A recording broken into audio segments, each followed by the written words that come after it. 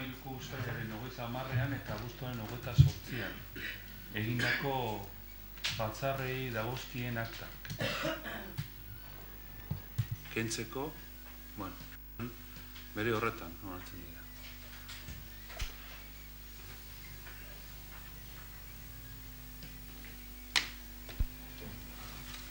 Bigarren puntutik 7.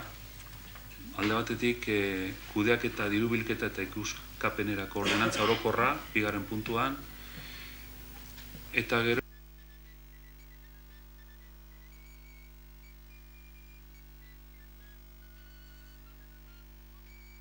eta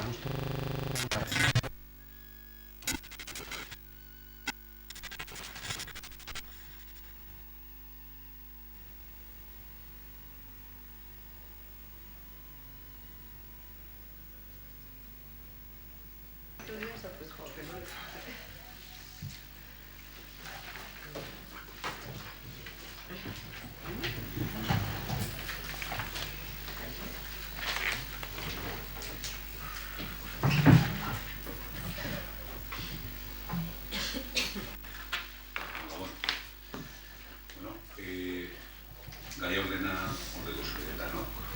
Gaur, sei puntu impostua, tarifak, tasa. Gero 7. puntua, erredua de galdera, eta da, toki bagarte, uste hor, 3 mozin da. Basiera mogutako eta betiko lezen dugu.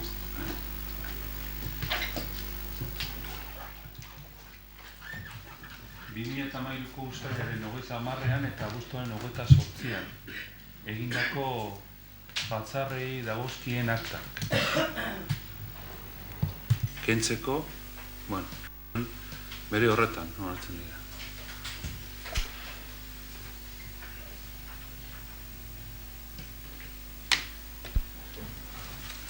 Bigarren puntutik 7. Alde batetik kudeaketa, dirubilketa eta ikuskapenerako ordenantza orokorra, bigarren puntuan, eta gero zergak, tasak puntu bitan banatuta, eta prezio publikoak aztertzeko dauzgai zerrendan. Orduen, izango litzake behin-behinean aldatzeko onarpena bidezkoa bada.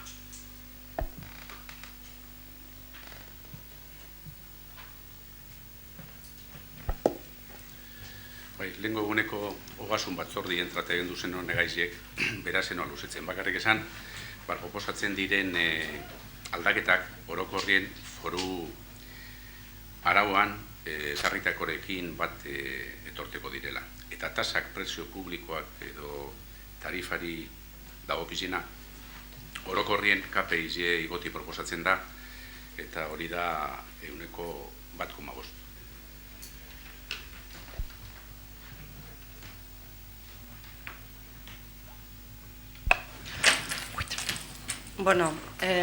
Gure taldiek, lehenengo eta baina esan, dana dakigu Bizkaiko Foru Aldundizek udalkutsaren bitartez diru transferentzizek egiten dabezan udalei, azkenien aurrekontuen ardatza dela, azken baten aurrekontuaren sarreren bat, bi eta 3 kapituluak direla honek, tasa, prezio publikoak eta zergak, apurretez, udaletxearen eskuetan dagoan eskumena dela, eta orduen errekaudatzeko erabadala. Orduen, gure partez, ogasun batzordean proposatu zen hori goera hori edo arau foruari bat egiteko ados gauzela eta bai asko botoa emango dugula.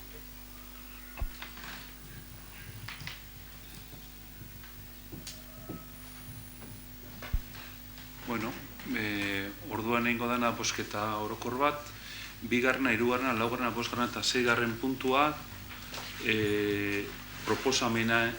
proposamenen aldekoak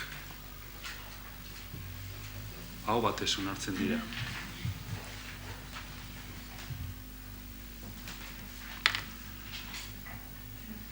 Zazpigarren puntua da, Gernika Lumoko udaleko adierazpen instituzionala azaroaren 25 dela eta emakumeenganako indarkeriaren kontrako nazioarteko eguna.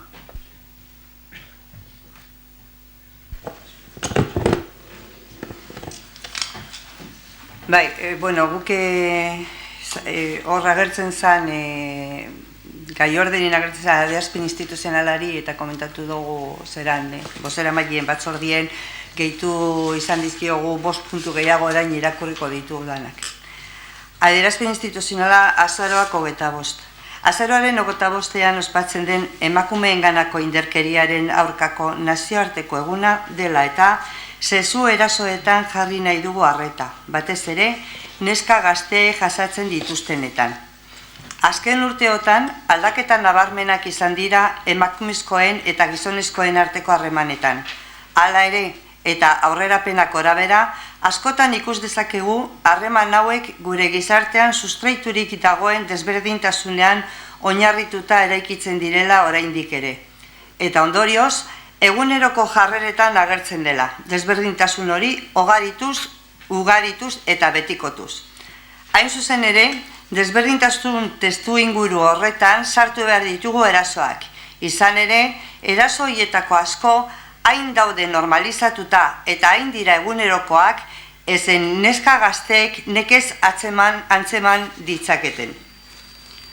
Algunos factores como la constante sexualización de las niñas, la imagen del cuerpo de la mujer como mero objeto de deseo, el estereotipo de hombre con una sexualidad incontrolable que lo exime de la responsabilidad de sus actos o la naturalización del acoso como estrategia de acercamiento sexual nos hablan de ese sinfín de microagresiones sexistas que sufren las mujeres jóvenes y que, por ser sutiles, las asumimos como normales.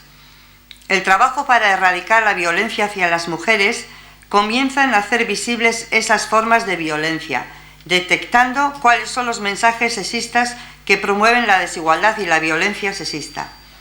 Asimismo, es necesario que las estrategias que se utilicen para prevenir las agresiones incluyan mensajes para las jóvenes que eviten responsabilizarlas de su seguridad a través del miedo, promuevan su empoderamiento y reconozcan el derecho a una sexualidad activa que no suponga su estigmatización o les haga responsables de tener comportamientos de riesgo.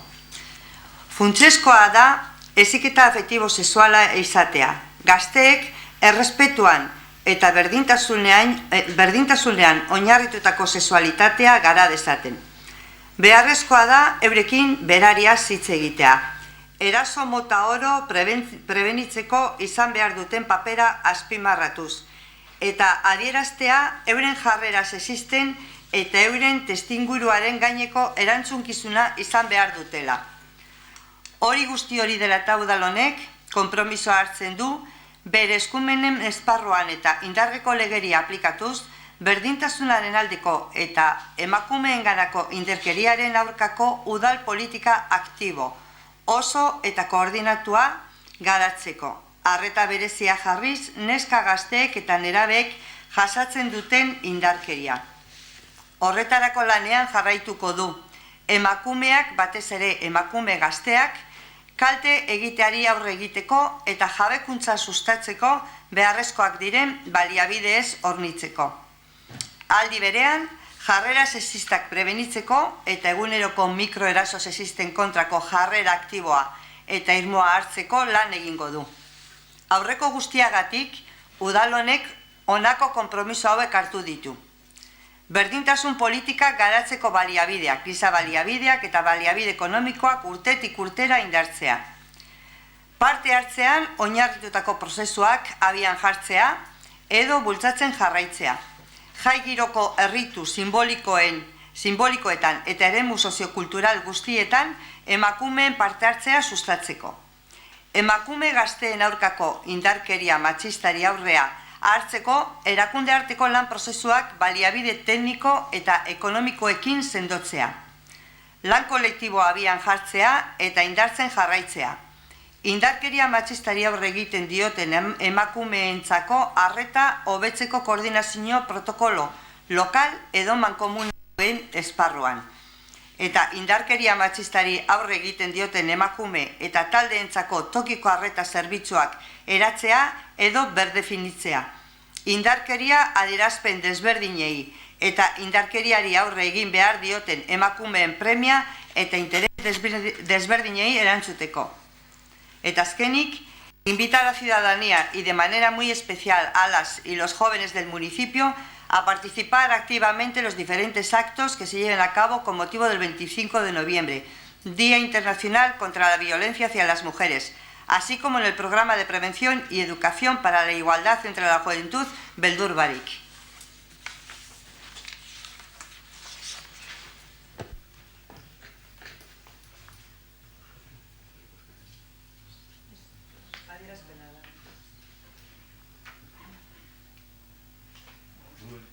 Orduen eskaerak eta galderak puntua baino lehenago,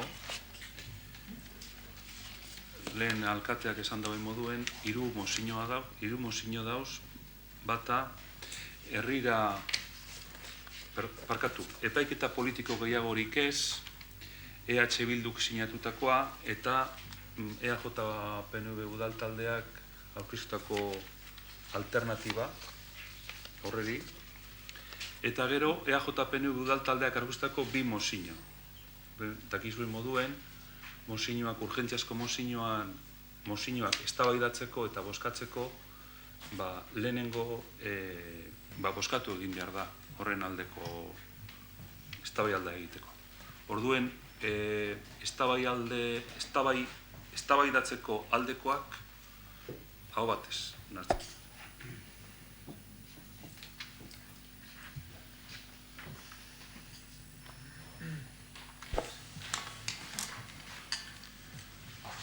Mozioa da epaiketa politiko gehiagorik ez. Urriaren 14an eta 17an, 10 Euskal Herritarren aurkako epaiketa hasi da Espainiako Entzutegi Nazionalean. Azken urteetan zain egon ondoren, batzuen kasuan gainera 10 urte baino gehiago, epaiketa azken urratzera heldu da. Urteetako ibilbideak argi eta garbi erakutsi du, salbuespeneko legeriaren itzalean, lan politiko egiten ari ziren Euskal Herritarrak zigortu dituztela. Ehunka izan dira herri honetan hauteskundeetan parte hartu nahi izateagatik, herri proiektuak aurrera ateratzen lana egiteagatik, sektore desberdinen kezkak bere egin eta politikoki erantzuteagatik auziperatu eta kartzelaratu dituztenak. Euskal Herrian konponbide eta bakea haizea indartsu dabilen honetan, iraganeko egoeratara itzultzerik ez du onartzen gizarteak. Sufrimendu fasea gainditu eta elkarrezketa, akordioa eta aukera politiko guztiekiko errespetua oinarri izango duen egoera behar dugu. Eta kontrako norabidean ematen diren urratsak baztertu egin behar direla argia da. Urri honetarako aurreikusita dauden bi epaiketa hauek eta jarraian burutuko direnak testuinguru berean emango direla kontutan hartuta, garai berria zabaltzeko Euskal Herriak agertu duen erabakiari eraso egiten diete, konponbide baketsua blokeatu asmoz. Hau guztia kontutan hartuta, udal honek honako erabaki hau hartzen du. Ez daitezela epaiketa politiko gehiagorik egin. Eskandaluzko instruzio bidegabeetan oinarritutako epaiketa guztiak artxiba daitezela. Prozedura judizial guztietatik etsaiaren zigor zuzenbidearen aplikazioa desagerdaria. Aniztasun politikoa eta elkartze adierazpen naiz askatasun politikorako funtsezko eskubideak baldintzarik gabe errespeta daitezela, eta azkenik elkarbizitza demokratikorako oinarri sendoak ezar ditzagula.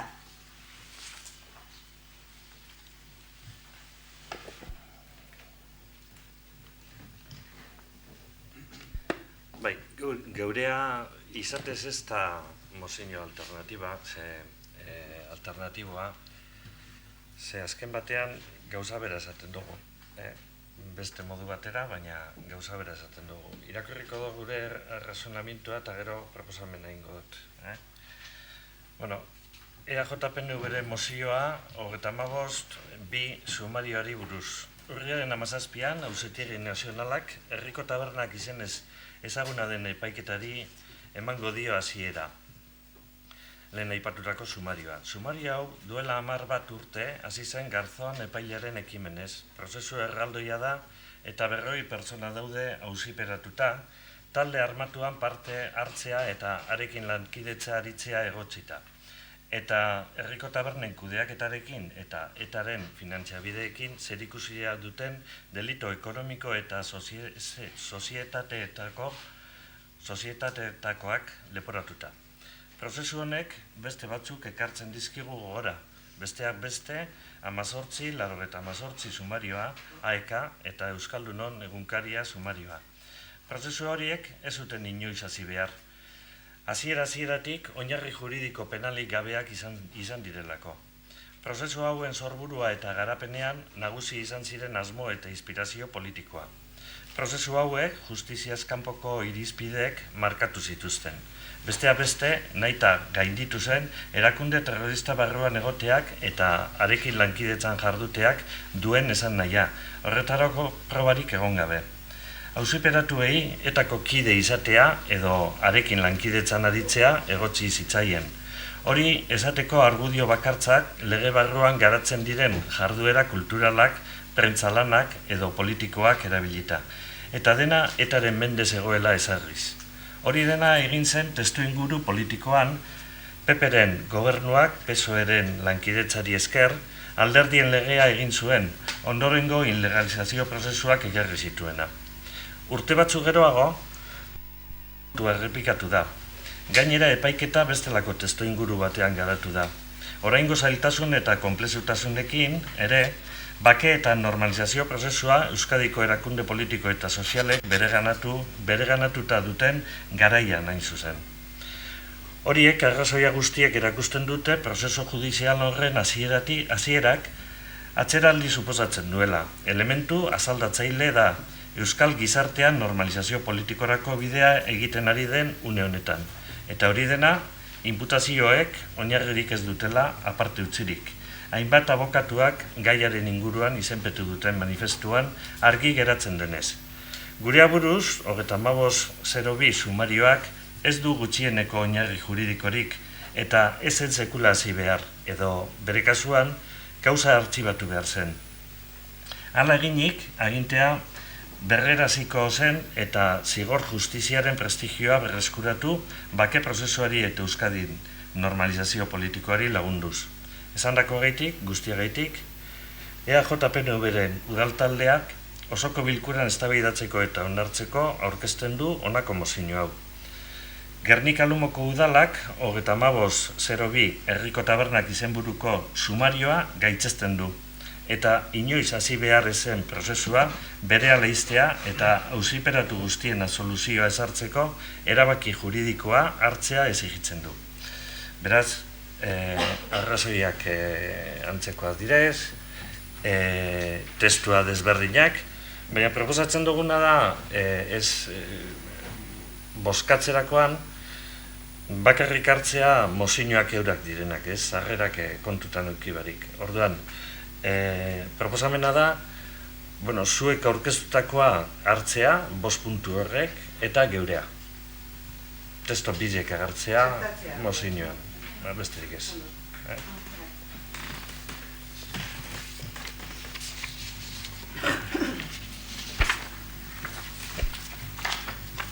Orduan, testoa, onartzen den testoa, izango litzateke, EH Bilduk proposatutakoa alde batetik 5 puntu hoie, ez daitezela epaiketa politiko gehiagorik egin, eskandaluzko instrukzio bidegabeko epaiketa guztiak artxibatzeko, prozedura judizial guztietatik etxaiaren, horri postok gehi udal PNV-ko hori izango litzateke testoa. Onartuko litzatekeena. Orden, testo horregaz ados dauzenak,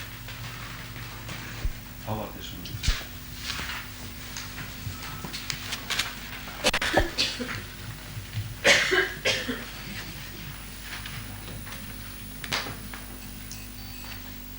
Bai, Orain, EAJ-PNV udaltaldearen lehenengo mozioa. Bizi dugun krisi ekonomiko egoera ikusi ondoren beharrezkoa da administrazio guztiak bakoitzak alduen neurrian enplegua sortzeko eta ekonomia suspertzeko ekimenak bultzatu daitezen. Toki eremua da esparrurik egokiena produkzio aukera berriak hautemateko, beraz, premiazkoa da toki dimentsioa aintzat hartzea enplegu politikak diseinatzeko garaian eta haien kudeatze eredua erabakitzeko garaian politika horiek lurraldearen premietara egokitzeko. Horrela jokatuta, toki eremuaren potentzial hori garatzen lagunduko dute enplegu politikek eta esparru horretan enplegua sortzeko ekimenak eta enpresa jarduerak sustatutako eta lagunduko ditu. Gernika Lumok 16% baino gehiago langabezia tasa du. Hori dela eta premiazkoa da gure udalerrian enplegua sustatzeko planak aurrera eramatea. Pasadan urriaren 17an, Lanbide Euskal Enplegu Zerbitzuko zuzendari nagusiaren ebazpena onartu zen. Enplegua sustatzeko toki ekintzetarako laguntza deialdea argitaratzen zuen ebazpena. Dokumentu honetan, Gernika Lumo langabeziak eta krisi ekonomikoa bereziki erasaten duen udalerrien artean aipatzen da. Ondorioz, enplegu ekimenak sustatzeko kopuru espezifikoa esleitzen diote. Deialdian adierazten denez, Gernika Lumok enplegu sortzeko ekimenak egiteko 45.500 eta 88 eurotako diru laguntza eskatzeko eskubidea du. Orain arte adierazitakoa ikusita, hurrengo hau proposatzen da eztabaidatua eta egokia bada onartua izan dadin. Gernika Lumoko udalak 2013ko urriaren 17ko ebazpena Lanbide Enplegu Zerbitzuko zuzendari nagusiarena enplegua sortzeko toki ekintzetarako laguntza deialdia argitaratzen duena ikusi eta gero, gure udalerrian enplegua sustatzeko ekimenak aurrera eramateko 45.500 eta 88,79 eurotako laguntza eskadezan. Bueno, como aparece claramente en la moción, ante la situación de crisis que nos encontramos en todo Euskadi y tal y como aparece reflejado en la justificación, Gernika y Busturialdea, pero Gernika de una manera especial, pues necesita planes de rehabilitación económica o de generación de empleo y a la vista de una resolución aprobada por el director general de Lanbide, en la que considera que Gernika se encuentra dentro de de municipios dentro de Euskadi en una situación especial de crisis, le atribuye la posibilidad de obtener una subvención de 45.588 euros para desarrollar acciones cuyo objeto principal sea la creación de empleo. Y esta es la razón por la que proponemos que desde el Ayuntamiento se acuda a este programa de subvenciones y se consiga esta subvención con el proyecto que entendamos más necesario para el municipio.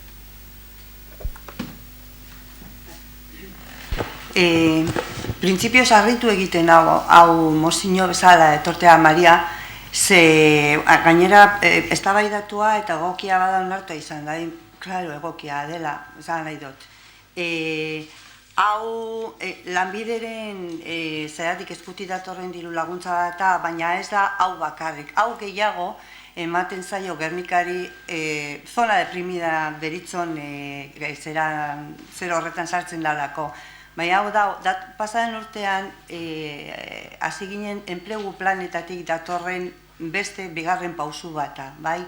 Eta da eskualde maila kontutan hartzen badugu, agindu horretan agertzen da eskualde Busturialdeari 20 udalerriei dagokiela 272.000 euro gitxi gora bera, gehi Gernikari, zuk esan, aipatu dituzun 45.588,79 euro, eta Busturin kasuan be, zer deprimitu horretan, kategoria horretan sartzen danez, Busturin kasuan be, ia 5.000 euro gehiago. Esan nahi dudana da, ez dela hau kantitate bakarra Gernikako udalari dagokiona. 272.000 horietatik zati bat Gernikan, eskualdean egiteko aktuazioa dira, baina Gernikari dagokiona da. Horregatik, da hain simplea, hau oin 10 egun publikatu zela aurreko aurrekoan, badakizue eskualde honetan bi agentzia, garapen agentzia daudela, eta pasaren urtetik hasita ari gara elkarlanean, zeni agentzia horietako batean lan egiten dut, eta ari gara elkarlanean eskualde guztiari zerbitzua emoten, aurreko enplegu planetatik hasita, eta hau publikatu denetik ez lehelautik, zeguk barrutik informazioa daukagu zelan publikatuko den, ze mailatan, ze neurri lineak eta egongo diren lanean hasita gauzia. Gehiago zango dut, bihar daukagu 20 alkateekaz bilera bat eguerdiko goizeko 12etan. Honetaz guztiaz hitz egiteko. Estamos en el asunto de siempre. O lo preguntamos en el pleno o no nos enteramos. Es que ese es el asunto. Sí que sabemos, por prensa o porque nos informan otros alcaldes que son de nuestro partido, que se está trabajando en este sentido. Pero es que aquí, como no hay comisiones en las que se cuente qué es lo que se está haciendo, ni qué proyectos hay, ni qué posibilidades tengamos de participar, porque ni a través del CIP ni de nada tenemos esta información. Sinceramente dábamos por supuesto que cuando presentábamos esta moción, lógicamente se estaba trabajando en ello y por eso mismo está formulada lo que es la moción en ese término tan general, que no hablamos de ningún plan concreto, porque damos por supuesto que se está trabajando. Pero la cuestión está que una vez más o traemos algo a pleno o los miembros de la oposición no nos enteramos. Erantzuna oso simplea da, horreri erantzuna teknikari naizen aldetik, oso simplea da, ze 10 egun hauetan ari gara dekretua bera orrazten, ikusten ze posibilitate daukagun, pasaren urtean euki genduen foro ekonomiko-sozial bat lanean egon ginen foro horretan, alkatien, Euskaldi Guztien ordezkaritzaren zegoen, ari gara planteamentu minimo bat egiteko alkatei zeozer paperean jartzen, horretan eman dugu 10 egunak, eta ondino ez dago ezer definituta. Badaguz, hainbeste zalantza dekretua dala eta, ez 45.000, hau nahiko argi dago hau zertarako dan, baina 272.000-tan badaukagu bi dokumentu bata da boletin ofiziala eta beste audelek bialdu dauena alkatei, zeharo desberdin, gauza desberdinak esaten da bezenak, eta gaur goizean lanbideko teknikari nagusi batekin hitz egin, eta emonduzku alde batera erantzune, eta garapen elkartetik, bakizu garapen dala agentzizen elkartea, handik egin kontsulta beste teknikari batek beste erantzun bat emanduzku. Eta gauz bihar, ez dakigula oso ondo zer konta behar dugun alkatien aurrien. Ez da erantzun mankomun bat. Ze informazio emango dugu egoeri hori bada. Eta bakarri daukagu hilabete bat hau aurkezteko, proiektuak eta aurkezteko. Ari gara kontrarrelo egiten, gutxienez paperean azaltzen, harik eta alkate eta eman behar zaie gauza ondo landuta. Eta jakin da zer esaten gabizan, baina gaur momentu honetan hori egoera horretan gauz. Erantzun diferente bi dauzkagu. Bizar goizeko 8 ni telefonoan nago. Eta joan behar badut, lanbidea Gasteizera joan beharko dut, baina erantzun unitarioa behar dugu, eta ez da hori gertatzen. Horregatik dino, eta arrazoi bat dagoela ondino, horren esplikaziorik ez eukiteko.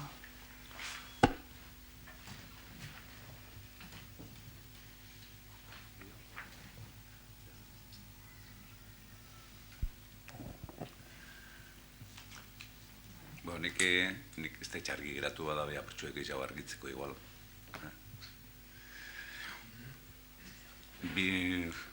2010-en Eusko Jaurlaritzak eskatu genduen orduen eskualde moduen barik Gernike moduen laguntza bat. Eta moduzkun 207.000 euro aprobe gora bera, lari pari dauen jenti eta paroagaz, da laguntza barik, eta hori kontratazioa hitzeko. Eta 12 persona kontratu egin duzen. Gero, urrengo urtien, Da, ondo etorzen, zorek 12 personak 6 hilabete egon ziren, eta 6 hilabete bete ezkeroan, legien arabera, baukinguen posibilitatea gero laguntza RIG edo hori deitzuten dana gutxiko. Urren gurtien, eskatek duen bai laguntza, bai amorriztuen zan, eta emonduzko esan, 115.600 euro. Eta orden be kontraute gendu zen, bai amabiez, sortzi, euren situazioa bernia izan zen. Laguntza barik, eskuen etzera ezer sartzen, eta bueno, bor udalitzen kontratu egaz, egon ziren 6 hilabete, udaletziek lehen gurtien emengoatzen 20.000 euro, handek aparte, eta gero bigarren urtien sortzi edo 9.000, betxu mineke hori zenbat izen zen. Gero bai gez ez duki laguntzari. Eta oinen da eskualde moduen. O sea que ahora lo que se ha pedido es, como las dos agencias pues trabajan sincronizadas, la de Guernica y la de Bermeo, y con todos los alcaldes de la comarca, entonces se ha pedido una ayuda en conjunto. Y esa ayuda es de 272.142,8 euros. Claro, es para el conjunto de la comarca. Se está estudiando 3 líneas. Una es empleo en los propios ayuntamientos, otra es empleo en empresas privadas y otro es autoempleo.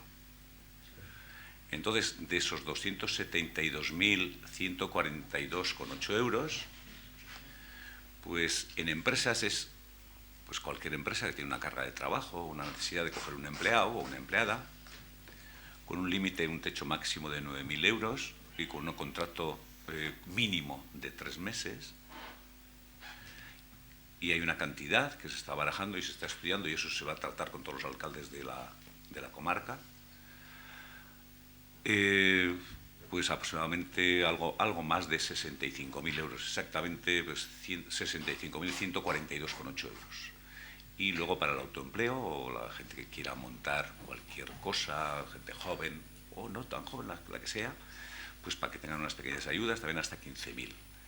Y luego el resto, que son 192.000 euros, pues para los ayuntamientos. Pero claro, si vas por el número de habitantes, distribuyendo a Ereño, por el número de habitantes le corresponden 600 euros. Si haces el reparto equitativo distribuido, entonces con 600 euros ¿a quién va a contratar? ¿No? Y creo además que según la última información que se ha dado de Lanbide, que eso no se puede, que no es factible.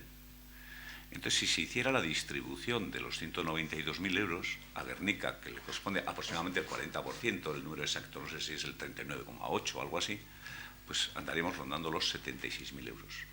Y entonces con esos 76.000 pues habrá que ver y decidir después de esa reunión, respetando lo que dicen la mayoría, pues si contratamos pues con ese dinero hasta donde llegue. Pues ya veis, estamos hablando del 2010, 207.000 euros que pudimos contratar a 12. Luego, el siguiente año, 115.600 euros pudimos contratar a 8 para 6 meses, pues ya estamos hablando de 70 y tantos, 76.800 aproximadamente, pues llegará hasta donde llegue, ¿no? Y luego es aparte son esos 45.588,69 euros que, por supuesto, como ya ha dicho la responsable, pues claro que que están en camino.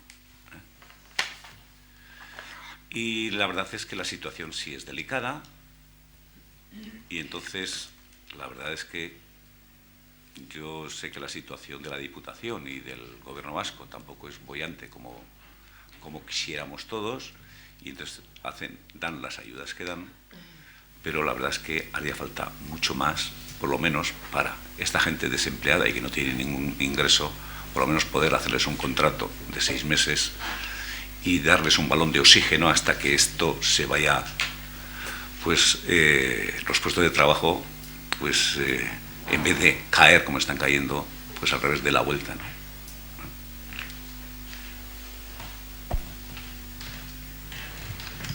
Yo sí que pediría que se nos informe de cuál va a ser el proyecto que específicamente para el proyecto para el que específicamente se pide el dinero para Guernica. El de la comarca también, pero específicamente el de Guernica, sí. Yo no sé si en una comisión de economía o en el foro que corresponda, pero conocer exactamente qué es. Doy por supuesto que ya es imposible que haya tiempo ni siquiera de presentar un proyecto para que podamos aportar por el plazo que hay, pero sí sería interesante en otra ocasión, si se está trabajando en proyectos concretos, pues que con carácter previo pudiéramos participar y aportar.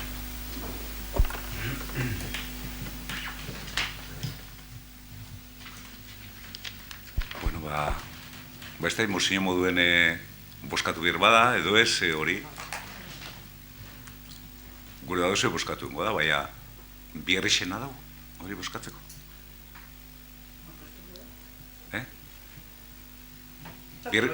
Ez da arazorik.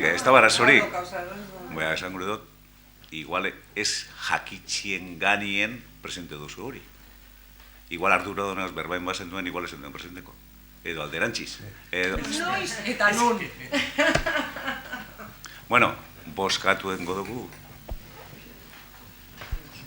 Mozio honen aldekoak hau batez onartzen da.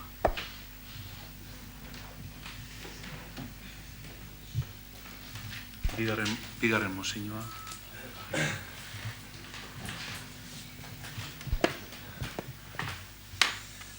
Bai. Bueno, bigarren mozio hau aurkezten dugu, badakigu behar bada hemen aipatzen diren gauzak legegintzaldiaren hasieran hartzen diren erabakietan oinarritutako gauza direla, baina bai uste dugu eta ikusirik presupuestoa zelan doa zen eta nola bajatu den presupuestoa, pentsatu dugu geure aldetik zeo zer egin beharko dugula. Geure aldetik dut esan politikoen aldetik. Murrizketa honek direla eta horregatik prestatu dugu mozio hau eta gero komentatuko dugu gehi hau. EAJ-PNV udaltaldeak Rofeko 91. artikularen arabera Gernika Lumoko udalbatzari zuzentzen jako aurrengo mozioa aztertu eta onartu dagian. Justifikazioa. Jabe gara azken hamarkadetako krisirik handiena bizi duguna. Ez gara alarmistak, esaten badugu premiazko egoera ekonomikoa daukagula Euskadin. Horren eredu dugu, enpresa desberdinen egoera kaskarra azken bolada honetan. Krisi ekonomiko negargarri honen hasiera eta orduko aurreikuspenak abiapuntutzat hartuta, udalbatza honeri aurkeztu izan jakon 2008an, abenduaren 17an, mozio bat eta onartu egin zan, hau da, kargu publikoen soldata eta dietak bere horretan mantentzeari buruzkoak. Gure gizarteari zor geutzan zilegizko eta oinarrizko neurria zala uste genduan, orduan 2008an. Ordutik aurrera, egoera ekonomikoak txarrera egin dau eten ibarik. Langabeziaren tasa, Euskadin 7% inguru zan, mozioa onartu zan osoko bilkuraren sasoian. Gaur egun, tasa horre maila jasan ezina da, 16% inguru. Egoera pertsonal eta familiar kezkagarriak ugalduz joan dira, datu estatistiko tamalgarri horren atzetik. Bestalde, administrazio publikori gehienen realitatea dugu aurrekontuen zorrostasuna. Zehatzago esateko, Gernika Lumoko udalaren aurrekontua, epealdi horretan erdira murriztu da. Hasierako 29,5 milioi eurotik, 2003ko gutxi gora bera 15,6 milioi eurora. Argitu behar, murrizketa horren zati handi bat, langileen publikoen lepoti joan dela, eta euren soldatetan egun arte ezagutu bako murrizketatik datorrela. Langile publikoek ikusi dabe zelan krisialdiko urte honetan euren soldata 120% murriztu dan termino errealetan. Baina ez dugu ikusten langile publikoen soldata murrizketa ahalegin horren parekoa danik. Gure, udala gobernatzen ari diran kargu publikoen erabakia. Horren eredu dugu, 2007an, liberatuta egoazala 2 kargo publiko, bata 100%, eta beste bi 150ean. Eta gaur egun 3 direla, 2 100ean eta 2 150ean. Egoera hau gure ustez ez dator bat realitateagaz. Kontuan hartzen badugu, udal aurrekontua ia erdira murriztu dela ordutik ona. Uste dugu baita, zinegotziok, kobratzen dugu dietak ere, gehiagizkoa direla egungo egoera ekonomikoa eta soziala aintzat hartu ezkero. Uste dugu, gai horrek arduratu egin behar gaituela, eta horreri buruz erabaki bat hartu beharra dagoela atzerapen barik. Hori guztia kontutan, hartuta hauze proposatzen dugu. Lehenengo, gure udaleko kargo publikoak liberatzeko jasan behar dan kostua berehala murriztu behar da, eta gehien jota 2 liberazio oso izango dira, 2006ko egoera aretara bueltatu. Bigarrena, zinegotzi guztiok, udal batzara joategaitik edo udalaren jarduera arrunteko egiten diren batzarregaitik edo erakunde autonomoetan kobratzen dugu dietak 150 murriztu. Hirugarrena, 130ko murrizketa bera aplikatu Gernika-Lumoko udaleko prentza arduradunaren urteko ordainketarako ahal den neurrian egungo egoera sozioekonomikora egokitzeko. Eta laugarrenez, honako akordioak berehala isla eduki dagiala Gernika-Lumoko udalaren 2014ko aurrekontu orokorrean. Bueno, hemen aipatzen da moduan, 2008an aurkeztu gendun, sasoi honetan, uste dut izen zala, 2009-erako olako soldaten izosketa edo igoerarik ezazta. Orain proposatzen dugu hau eta zertan oinarrituta? Oinarritzen gara, hemen aipatzen da moduan, presupuestoa erdira jaitsi dela, ez da? Udala manejatzen dauen presupuestoa. Ia, 30 milioitik pasatu da 15era, 16era. Orduan, bai uste dugu, danok egin behar dugula esforzo bat bebai, ez da? Eta ez bakarrik liberatuta dagozan konsejalak eta. Pentsatzen dugu, danok, hemen gauzenok, 17. Eta bai planteatzen dugu dietatan, baita liberazioetan, eta 2007ko egoerara bueltatzea. Hau da, liberatu bat gehiago dago, hori esan gendun bebai legegintzaldiaren hasieran, bat gehitu zala, eta ikusirik egoera ekonomikoa, gainera, remanenteri bestagola, kreditoak eskatu behar dugu zela, eta ez dakite diru alduko da proiektu batzuetarako. Ez dira kantidade handiak, baina bai, ez dakite erakusten da bebe nahi bat, ez da? Gauzatzen badugu. Prentza arduradunaren kasuan, zergaitik sartu dugu hor, tartean ez dago olako kontraturik eta ez dago olako relaziorik eta murrizketa hori erreza izango litzakelako. Aspektu bat apurbet kontuetan edukita eta irudiak, eta niri askotan gustatzen diat irudietan oinarritzea emoten dan informazioa, ez da? Eta hemen grafiko honetan agertzen direnak zer dira alde batetik liberazioak. Presupuestoetan 2007an zer suposatzen dugu? Presupuesto orokorraren, udalaren presupuesto orokorrean liberazioak suposatzen zuten 0,54. Eta gaur egun, 2013an, suposatzen dabe presupuesto orokorraren 1,53. Dietatan eta geure eskaeraren arabera 2008an egin zen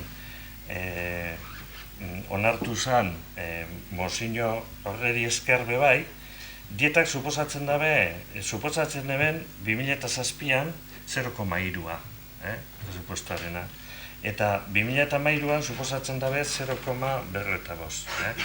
grafika adierazgarria da, eta, bueno, Mozio honegaz planteatzen duguna, apurbe da, hori parekatzea, ez da? Hau da, ondo dau, presupuesto handia marekatzen badugu, liberatuen maila be, handiagoa izatea, baina presupuestoa gutxitzen danean, eta uste dugu, hor, flexibilidade apur bat euki behar dugula bebai, eta ez gu gobernuan ez gauzelako. Gu gobernuan egon ginenean 2007an, horretan egon ginen, eta esan gendun bebai. Larre ikusten gendula, Gernikerako beste persona bat liberata egotea. Orduan, bueno, lo que planteamos aquí es que haya una proporción entre los gastos que generamos los políticos de alguna manera, tanto en dietas por asistencia a comisiones o a los organismos autónomos, como en las liberaciones, y que haya una proporción en correspondencia al nivel presupuestario que podemos manejar, ¿no? En el gráfico que he presentado aparecen que la incidencia de los liberados en el presupuesto total del ayuntamiento en el año 2007 suponía un 0,54% del presupuesto total, las liberaciones que existían en su momento, pero nos encontramos en el 2013 con una bajada muy importante de presupuesto. El presupuesto ha bajado a la mitad, de 30 millones a 16 millones, y entonces sí que vemos que la proporción de gente liberada con respecto al presupuesto que se maneja, pues se ha disparado. Se ha disparado pues, hasta el 1,53% solamente en personas liberadas del presupuesto total del ayuntamiento. Mientras que las dietas no han tenido esa progresión, porque en el 2008 planteamos una moción también en este sentido de congelar las dietas y fue aceptada. En el gráfico se ve que suponen un 0,3 a un 0,45. De todas maneras, lo que proponemos es, primero, que haya un liberado menos, viendo la situación presupuestaria que hay. Segundo, que las dietas por asistencia a comisiones, a organismos autónomos y otra serie de organismos que pueda haber en el ayuntamiento, que están estipuladas legalmente y en el reglamento del ayuntamiento, pues se reduzcan a la mitad, al 50%. También proponemos que, por ejemplo, por no existir una relación contractual, el servicio de prensa quede también reducido a la mitad, esto es, a una dedicación de un 50%. Y todo esto, en el cuarto punto de la moción, exponemos que, y por eso lo planteamos aquí con tiempo, para que tenga su reflejo en los presupuestos del 2014. Otra de las cosas que queremos decir también, entendemos, bueno, que quizás a través de una moción y debatirlo aquí en el Pleno, pues quizás pudiera ser como precipitado. Por eso estaríamos dispuestos a retirar esta moción si hay un compromiso para estudiar esta situación y lo que proponemos en alguna comisión, de tal manera que se pueda traer al Pleno de noviembre, siempre antes del 2014. Hombre, trampa por bat egin duzula uste dut, Luis, horregaz, grafiko horregaz. Claro, aurrekontu erdira jaitsi bada, adibidez dietatan, 2007ko dietak eta oraingoak altuago egotie portzentai horretan logikoa da, baina aurrekontu erdira bajatu da. Eta dietak, ez da zuek 2008an mozio bat aurkeztu zenutelako ez dira kongelatu, ez dira izoztu orduan. Ez que dietak izoztute daude Vallejoren garaitik, ez dira igo. Garai horretan zu uste duzen dela, ez? Bueno, garai horretatik dietak berean dauz, ez dira igo. Claro, grafikoan, datorren urte, 10 urte barru, bajua badaukago aurrekontu dio, dietak gehiago emango dizu, baina izoztuta jarraituko dute. Eta gainera handia da, zeuek estatea zelan antolatu behar dugu udaleko gure lana. Bueno, egia da administrazio publiko guztian aurrekontu ebera egindabela, eta administrazio lokalera bagato, seguruenik eguneko 20 horretara joko du, ia seguru kalkuloak ondo egin egongo dela, ze jaitsierak direla, oraindik pendiente daukagun paga extra hori, KPIa ez igotzea, eta barrek seguruenik horregatik eguneko 20an egongo gara. Baina, horra aipatzen duzu eta egiten duzu konparaketa bat 2007an egoen egoera eta gaur egun dagoena liberatu direla. Nik uste dute liberatu bat edo eukitzea, diru kontu da, baina 2007an hemen zegoen egoera, horre agertzen diren bat eta bi eguneko 50 horretan, kontutan hartu behar da, orduan egiten zen lana eta zelan, horietatik baten batzuk, bakarrik egotortzen ziren udalera sinatzera noizean behin. Eta hori ala da.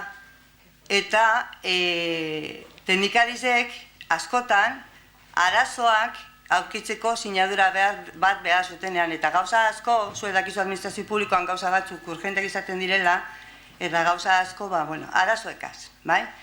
Orduan, ez da horren beste zema liberatu daukagun, baizik eta zertarako, eta zer egiteko. Gaur egun daudenak, orduan ez egon ordutegirik, ez lan egutegirik liberatuentzako, eta gaur egun udalean dagoen jenteak badauka, gainera udala kontratatuta daude, eta lan izan behar da, ordutegi bat, egutegi bat, eta bar, eta dauz, udalean lanean, egunero eta behar dan moduan. Beraz, nik uste dute egoerie diferentea dela.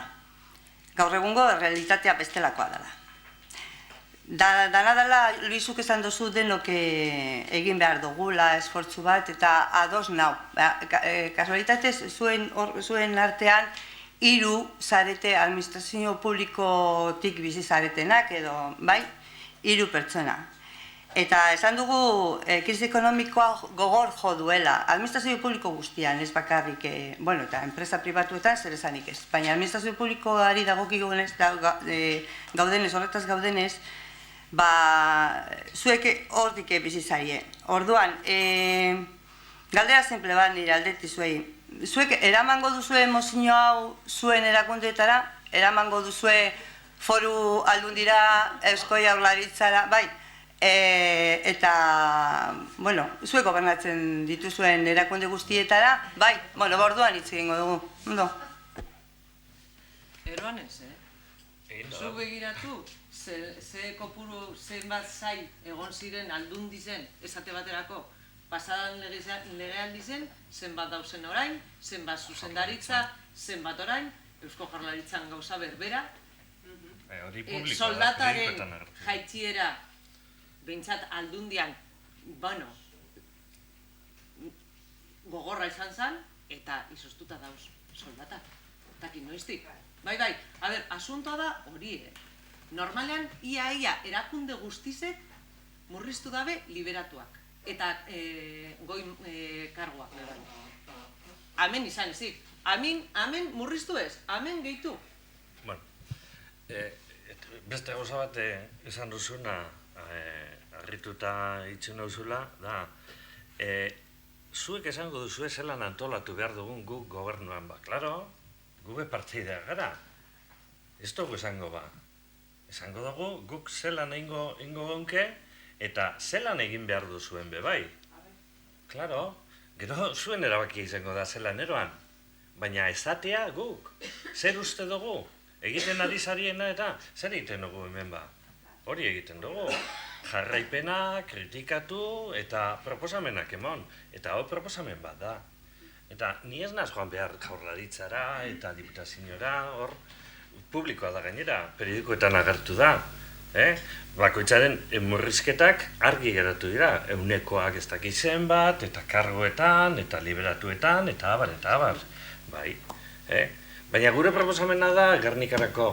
Gure proposamena da momentu honetan, egoera honetan, eta proposamen bat da, eztabaidatu daigun proposamen hori. Esatea esan duzun moduan, besteak txarrak zirela gu onak gara, Pelikula horrek ja nagusia gara horre zinesteko.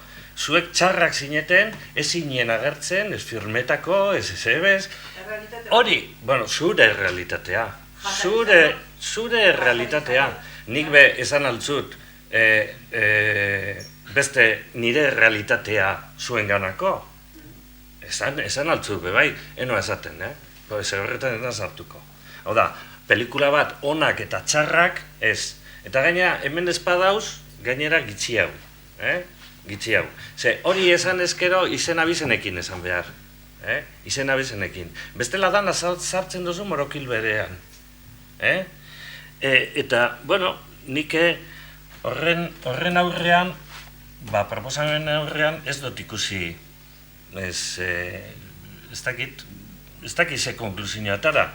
Ze joan zara, emetik, handik, hortik, eta beste garai batzuetara bultatuz. Bai, bultatuko gara beste garai batzuetara, baina sartarako, guke aztertu gure duguna da errealitatea.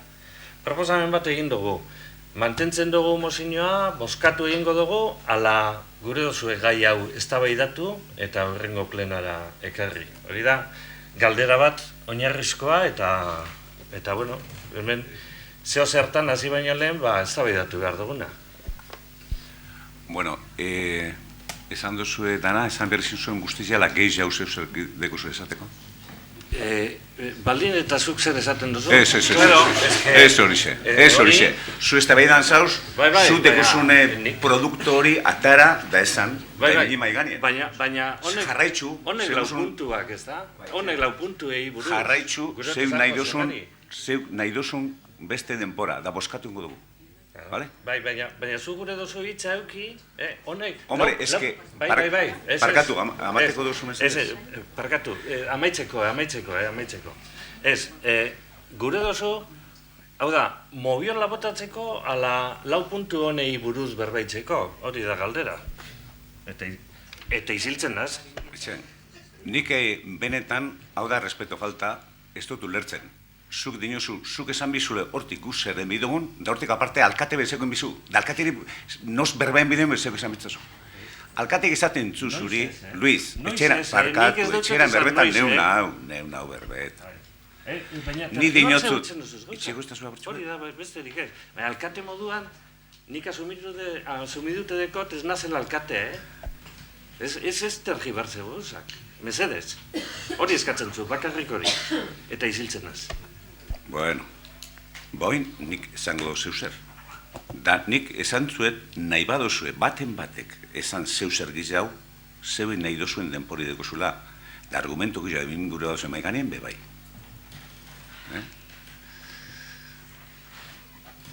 Arritxuta, ni bai arritxuta geratzen az, esan dien berba batzukaz.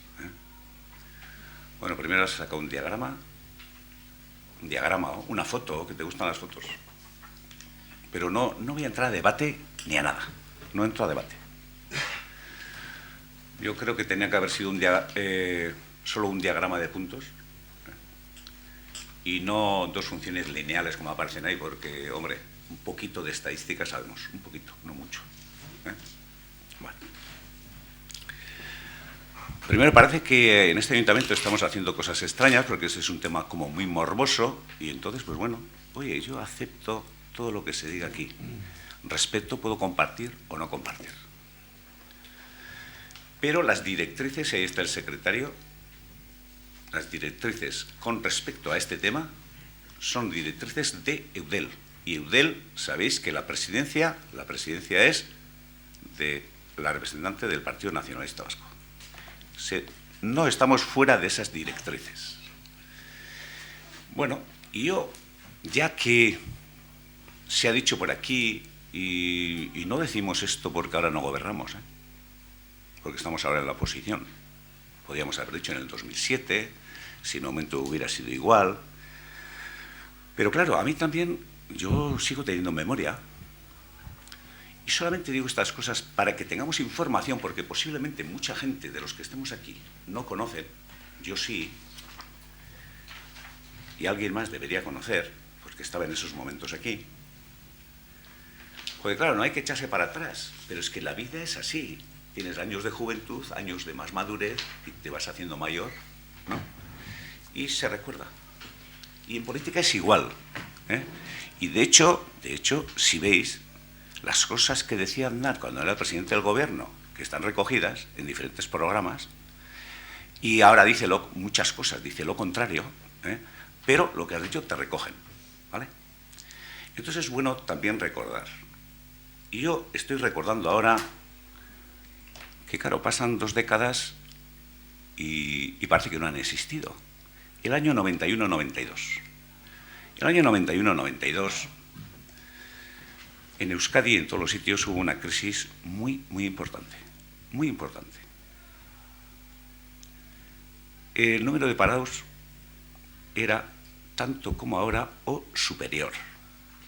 Y podéis mirar los datos. O sea, hablábamos de cifras similares o mayores que ahora. Con la diferencia de que el origen de la crisis no era igual que el de ahora, ¿eh? Pues ahora la crisis ha venido de arriba abajo y es más duradera porque ya está durando mucho, ¿eh? Dicen los responsables de que va a ir mejor, pero bueno, queremos ver esa situación y creo que estamos deseando todos. Porque quién hubiera dicho que a Fagor le hubiera pasado lo que le ha pasado, ¿no? Pero ha pasado. Pero claro, por eso de que yo recuerdo cosas, en el año 91-92, el responsable de Hacienda en esos momentos en este ayuntamiento, en este salón de plenos, puso un PowerPoint aquí en la pared de atrás y dijo, hombre, la situación económica del ayuntamiento es delicada. Y luego, textualmente, dijo, se han hecho atracones y ahora no nos te queda más remedio que hacer la digestión. Se aprobó el presupuesto y ya esto estoy dando como información, porque hay mucha gente que no conoce, y entonces no había televisión entonces tampoco, y vosotros posiblemente no veríais, ¿eh? En ese presupuesto que se aprobó iba implícitamente,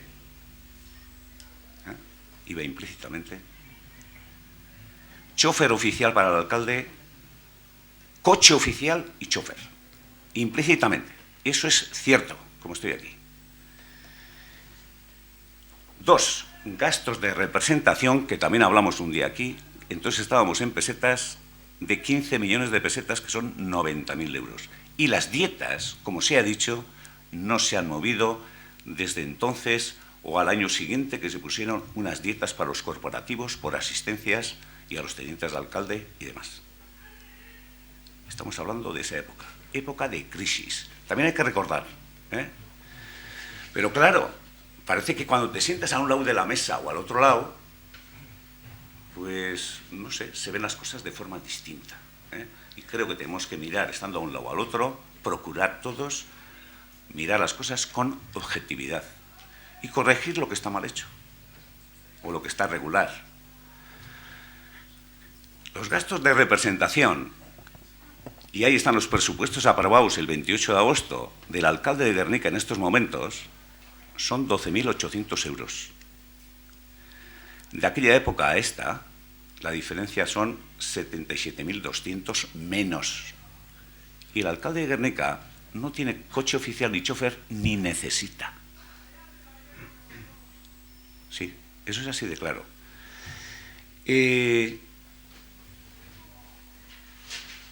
Luego, aparte de eso, lo que este ayuntamiento hace, creo que somos transparentes. Y en qué gasta el dinero de este ayuntamiento, a mí me gustaría que lo supieran todos, absolutamente todos los ciudadanos de Gernika. Todos, ¿eh? O sea, que les llegara a casa y dicen, ¿en qué gastan estos el dinero? Y ese es mi esfuerzo. Y lo que nosotros hacemos se ve. Lo que han hecho otros también se habrá visto, pero lo que nosotros hacemos se ve. Y entonces, estos planteamientos, pues no, la oposición tiene que hacer eso, son morbosos cuando se hablan de ese tipo de cosas, pero digo, hemos seguido las directrices de Eudel, no nos hemos ido ni a un extremo ni al otro, estamos en el punto intermedio y hay que mirar ayuntamientos gobernados por cualquier grupo político, sea PNV, sea Bildu o cualquier otro. en qué circunstancias están, qué remuneraciones tienen. Munguía, Guecho, Basauri, Durango, Amorebieta y Guernica está en la media. Está en la media. ¿Que hay que corregir? Pues ya veremos si tenemos que corregir, pero ya lo veremos y ya lo analizaremos. Pero soltar así las cosas cuando uno ha estado en otra posición. Yo entonces estaba en la oposición, en el año 91-92, y estaba de concejalito ahí, sentado. Y tú, Luis, eras portavoz de tu grupo político, o no sé. Ahí te tengo que corregir. Bueno, José no Mari, eras. Vale. No estaba en el ayuntamiento. Vale, pues entonces fue la siguiente. No, la anterior. Pero estaba tu grupo político, entonces también hay que saber reconocer esas cosas. Y yo, como tú, hubiera hecho esa introducción de decir, oye, en el 91-92, en esta crisis hicimos esto mal hecho. Vosotros intentar corregir. Esta es mi sugerencia. Yo, la sugerencia está aceptada, la hemos escuchado todos, pero tampoco es malo recordar. Que la gente sepa y que todo el mundo sepa. No va a ser que nosotros aquí, los malos de la película, has dicho. Yo creo que no hay malos de la película en ningún lado. En ningún lado. Ni yo no quiero malos de la película. Yo quiero buenas relaciones entre todos y que las cosas que hagamos sean de sentido común y para el bien del pueblo. Y nada más. Vamos a votar la moción. Esta galdera bat itziko da.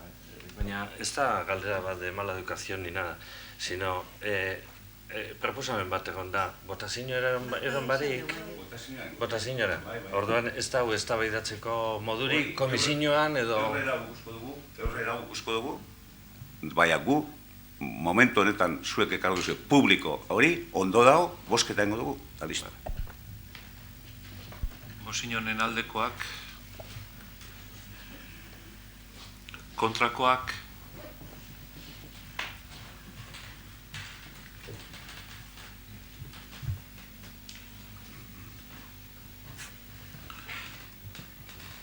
erreguak eta galderak.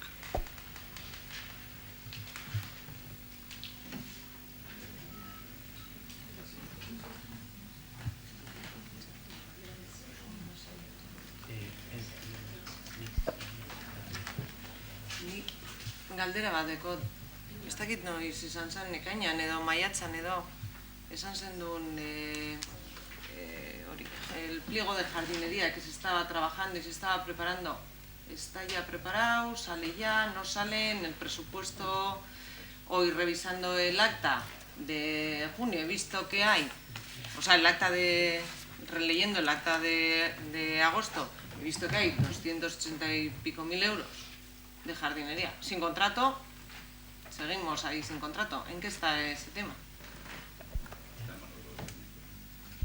Hombre, está en manos de los técnicos, yo creo que va a salir en breve. Es la frase de Estrella. Bueno, estrella o estrellada es la que te puedo decir. Lo que a mí me dicen yo te transmito.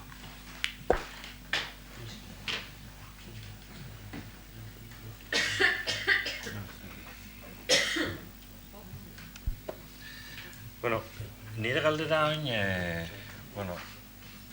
ez dakit hezkuntza arlokoa da, kirol arlokoa, edo nungoa dan, edo ez dakit, badakizue, claro, hor dauelako, frontoi bat eraiki zen duen, oindala 3 urte, 4 urte, hor, Zeber Altube eta Allenden tartean dauzen, konpartidu eitzen da bezan terrenoetan eta pistetan. Eta hor, frontoi bat dau, estalita, frontoi moduan erabiltzen da, gero inauguratu egin eta han futbito kantxa bat marraztu zen eta futbitoa egiten da bebai, ez eta porteri bat egon atarpean eta besti ez, baina, erabiltzen da bebai futbitorako. Baina, hasieratik egon zen eskabide bat hemen, nik arduradunekin eta komentatuta, eta dela 3 urte edo zabaldu zanean, eta eskabidea zen ikusirik zenbat jente dagoen, zenbat talde, emakumeena gainera neskanak, bai Allenden, baita Zeber Altuben bebai, saskibaloira jolazten da benak, hainbeste talde dauz, eta orduan be arazoak egoten ziren, Zeberaltubeko saskibaloiko kantza txikia dalako eta entrenamientoak egiteko eta hori dana. Eta bueno, proposamen bat egin eben eta proposamen hori errepikatu egin jabe batzuetan, ez dakit idatzi zagoz ala zelan. Eta proposamena zan, hor egon da frontoia eta estalita, baia zerraitik esanan margosten eta prestatzen saskibaloira olgetako. Saskibaloira olgetako esan dotelako, esan dotenez behar izana egoalako. Eure prestatu ziren antza, bebai margostera eta kanastak ipintzera eta hori dana, eta ez da bebaimenik lortu, dirudienez, gaur arte, hor saskibaloirako kantza bat margosteko. Zer dalata, ez dakit noren esparroa dan, edo kiroletakoa, edo hezkuntza zailakoa, edo nungoa da. Zer dalata hor ez da margosten saskibaloira olgetako kantza bat. Orduak egonda, ze ordua badagoz, eta prestatuta dago tokia. Eta badakit aleginak egon direla eskoletatik, hori holan gauzatzeko. Eta hori pres egiteko, bai, eta horrela eratiko. Ez dakit ze arrazoi egon aldan. Edo laban eitzen dabelako jentie hor margostute dauzelako zerak, edo zein da arrazoia? Bueno, nien gogoratzenaz, afrontoien gendunien, ze lehenengo biguen errekrero hartu dengo nien aterpe bat. Hango inguruko eskolatako umiek. Eta urte askotan esan duzkon zuzendariek eurez eskatzen dauzela udaletxiri zeuzer albada. Eta nalien dendekela hormatxuet anatzeko aldien, da marra emin dekuen pelotaka jokatzeko. Baina, klaro, ez da lalekue. Bueno, horreton ziren laguntzak, zapateron laguntzak, eta horre terrenoak udaletzina direlez, baukeri egon zan, frontoi eitzeko. Da horretara eitzen genuen leku sarratu bet, eta ganera frontoi ez da. Saski balioire eitzeko lekuean, harinau beko piztetan dau. Berau, marraztute, baina karo, ez da usarratute. Ze pasezan, eurek esan guen, fulbitora ali xengo duguen, eskola batekoak eta bestekoak. Bai, engendun kilopatronatoko zuzendariek azberba, marraztu zen. Baina gero ze pasezan, saskibalioire eitzen guan ari be, guztetan jaken, barruen eitxiekan panitxi barik. Bueno, ez da txartu. Da hor, nau berbetan enzanik handik hile batzuetara. Gero janik ez dutukin horren berririk. Da, klaro, dinosu, esku pelotaren gudebenak, edo pelotaren gudebenak, saskibaloikoa sartzen baduzu, ez daulekurik. Da ganera fulbitekoa sartzen baduzu, doaitxe zeitzen zu, morriztu ordutegize, da orduen, esku pelota kanpora, eta palara edo horrege usepe kanpora. Holan geratu zan, frontoia maitxute hile batzuk garren. Da handik ona, ja, nik geuse barririk ez dakitz. Hori da erantzune.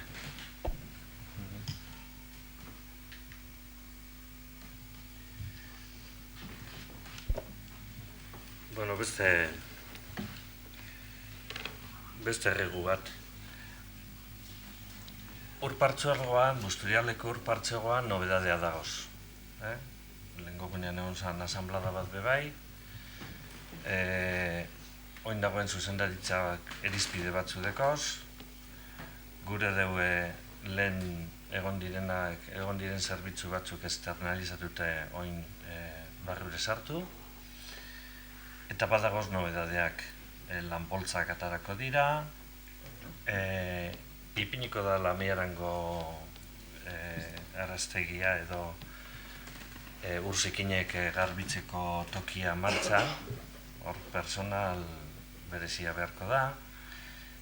Eta, bueno, horren inguruan, guk badeko guz hemen ordezkariak, pentsatzen dut hiru zauziela hemen, Urpartzorgoan. Eta eskatuko gonke, ia posible dan, urrengo plenoan, puntu moduan hori aztertzea, ezta? Urpartzorgoaren egoera, eta Gernikak zardekon horren aurrean, nobedade horren aurrean esateko. Eta lekurik onena, plenoak aukeratzen deuz bebai ordezkariak, eta plenoan emotea horren berri. Han entzun gendun, entzun gendun dinot, ni egon nintzelako bebai, baina publikoan, entzun gendun aradoa zen ordezkariak ez direla alderdi politikoetakoak. Han egon ziren bi ordezkari hemen sortuko direna bildukoak, eta han esan zan alkate batek ezaban, eta lehendakaria bebai, eurek ez daudela hor alderdi politikoa direla eta, herri ordezkaria direlako, horregatik gure dugu, Gernikan apurbet informazioa auki eta eztabaidatu nobedade horrei buruz, eta ia Gernikako postura zein izango dan, argitzea.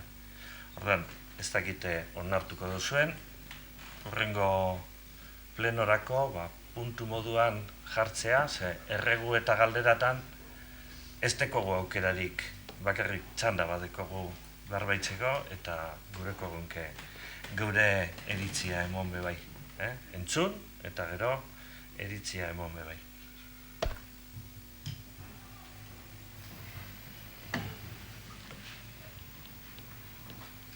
Gizago, badau, galderarik?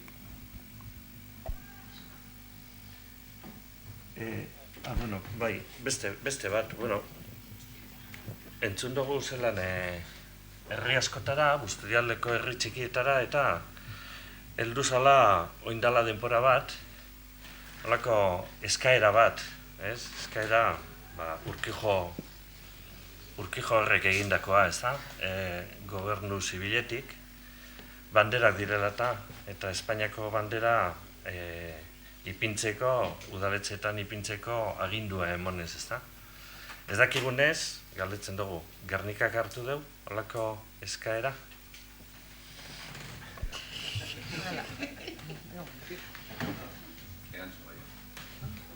Bai, hartu ban, baina ez Urkijorena,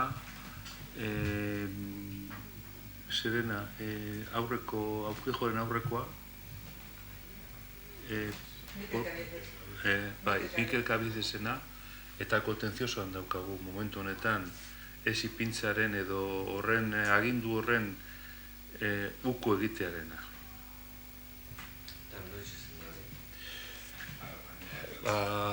Orain dela hilabete edo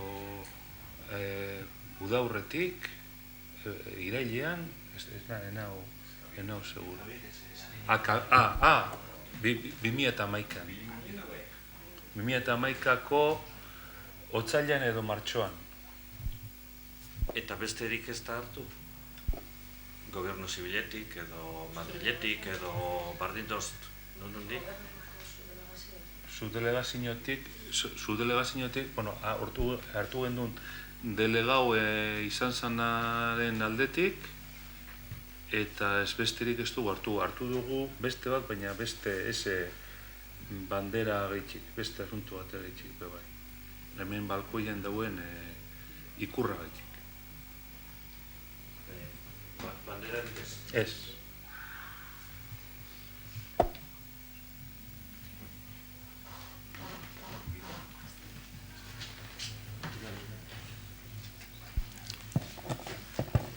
Bueno, nik amaitzeko. Yo para terminar, es casi el último lunes de octubre, antes de ayer, primero felicitar a la empresa CESPA, porque han hecho un trabajo, yo creo que extraordinario, de limpieza. Luego también agradecer a los bomberos, a la Ertzaintza, a la Policía Municipal, a la Cruz Roja, porque como sabéis ha sido público Se ha hecho un protocolo de seguridad que normalmente en recintos cerrados se hace, pero en ferias públicas no se había hecho. Pues todos esos que he dicho han colaborado bien y se ha trabajado estupendamente. Sí, ¿no he dicho Policía Municipal? Sí. Bomberos, el Chancha, Policía Municipal, la Cruz Roja. Por supuesto, los empleados municipales también. Y bueno, ahí está. Pues todos los días se avanza. Habéis visto que aquí en la media calle, por ejemplo, los puestos estaban más separados, había más sitio para circular la gente. Y bueno, yo creo que es positivo. Entonces, dar las gracias a todos los que han participado en ese plan de seguridad y dar las gracias a CESPA. Bueno, y esto, aparte de eso ya iba a decir algo, pero bueno, que a mí me gusta, es verdad, dejando los partidos políticos a un lado, tener, pues no sé, una buena relación de las personas, y si aquí hay que discutir, se discute, ¿no? Y a mí lo que me gusta ese día que se entregan los premios, que estemos los representantes de todos los grupos. Había gente que pensaba de forma distinta o de otra manera. Yo cuando fui concejal,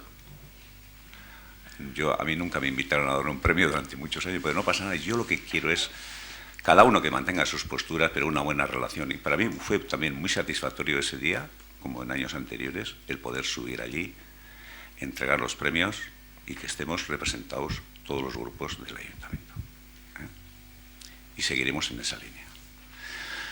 Bueno, y para terminar, decir, bueno, la calle Ubitarte han estado asfaltando hoy. Mañana, si no llueve, mañana pintarán. Ya se ha terminado esa obra. Queda la acera que está enfrente de la parada del bus de Saraspe, que van a empezar el lunes que viene. Eso en la propia semana se va a terminar, se va a hinchar un poquito para dar seguridad a los que circulan ahí, porque es una carretera general, unos 40 centímetros. Y para los propios residentes y tiendas que hay ahí, pues todo el mundo que circule por ahí para que esté más seguro. Y en la misma semana posiblemente se acabe, del lunes que viene al viernes. Luego habéis visto que hemos asfaltado un tramo de entrada en Guernica. Pues también por eso, porque aparte que el pavimento ya no estaba en buenas condiciones, pues había unos blandones y unas cosas que la gente se podía haber accidentado o cualquier cosa. Y está ya hecha y falta por pintar.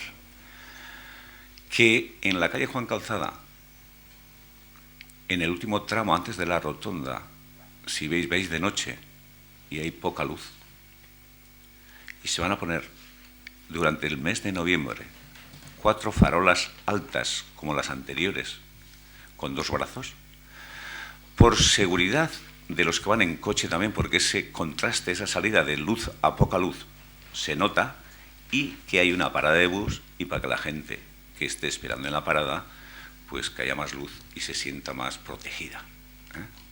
Y eso lo haremos el mes de noviembre.